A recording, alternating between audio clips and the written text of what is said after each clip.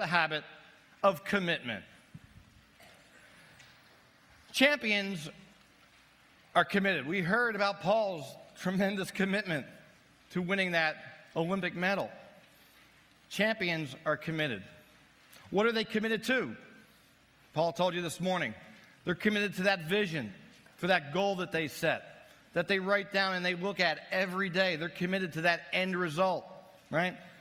Stephen Covey talks about begin with the end in mind, the 7 habits, right? Commitment to a compelling vision and future. We all need to have that. That's what drives us every day. What is that commitment? Champions are committed.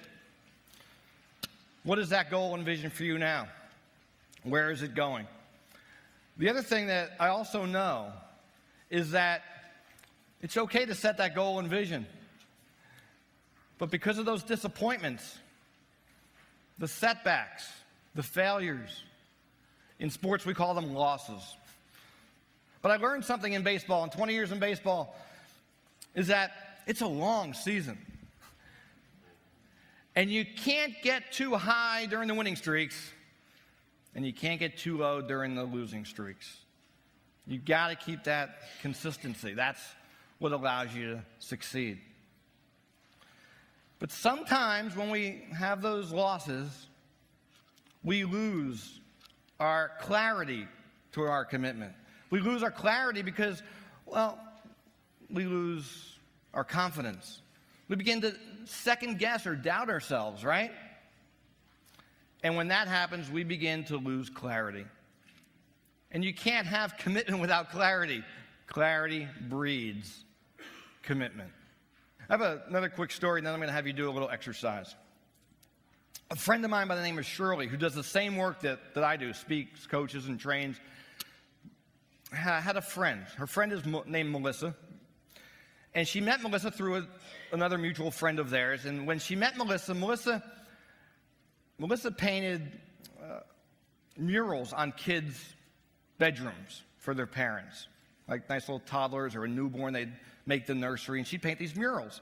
And when Shirley met Melissa, she said, "Boy, Melissa, you do great work. I bet this keeps you really busy." And Melissa said, "Yeah, keeps me busy, pays the bills, but it's not what I'm committed to long term." Well, Shirley took the bait, so, well, what are you committed to long term? Melissa said, "I want to be a portrait artist." Shirley thought for a moment. "I know a portrait artist from all my travels. Let me give her a call and see if she'll talk to you, give you some professional advice." Well, not only did Shirley's friend talk to Melissa and give her some professional advice, she sort of mentored her, took her under her arm. Today, Melissa is one of the most well-respected portrait artists in the Southeast United States. The moral of the story there is Melissa did 3 things very well.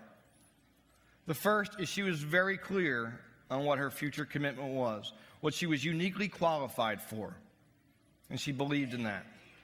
Second thing she did was she really knew what her unique gift was, her unique talent was.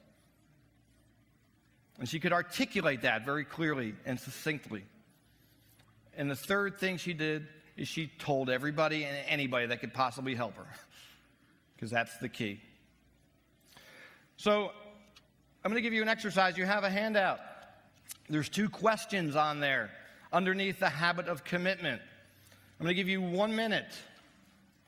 I want you to write down your answers to those 2 questions. What is the position that you're looking for? If you could have your ideal position that you are uniquely qualified for, what would it be? Get very clear on that. Write that down. And then, what differentiates you in the marketplace? What are the values, the skills, the talents that differentiate you in the marketplace? And you need to be able to articulate that very succinctly and clearly when you have an interview, when you talk with other people that are looking for help. Write it down. You have 1 minute. Go. Now, as I said, Melissa did 3 things. Those are the first 2. The third was Melissa told everybody and anybody. Now, we don't have time for you to tell everybody and anybody, but I do want to give you 2 minutes. And I want you to go and meet a couple of people, 2 or 3 people in those 2 minutes. Introduce yourself and share what you just wrote down. meet at least 2 people. Hopefully you can do 3 in 2 minutes. Go.